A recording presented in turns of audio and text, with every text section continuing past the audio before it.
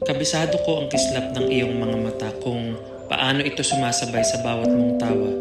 Kabisado ko ang tono ng iyong mga boses kapag ikay pagod na.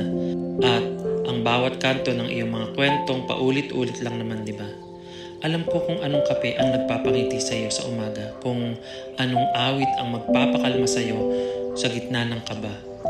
Kabisado ko ang hugis ng iyong mga kamay kapag nakasabit sa akin at sa bawat pangakong itinanim natin sa ilalim ng mga bituin.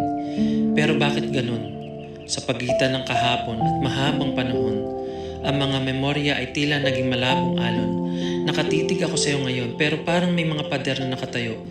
Magkalapit ang ating mga balikat pero ang mga puso natin kay layo. Kabisado ko ang iyong mukha pero hindi ang iyong isipan. Kabisado kong pangalan mo pero tila wala na itong kahulugan. Parang binabasa ko na ang isang paborito kong libro sa wikang hindi ko na maunawaan.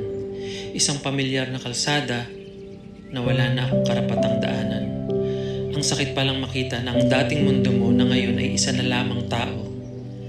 Kabisado kita pero hindi na kita kilala.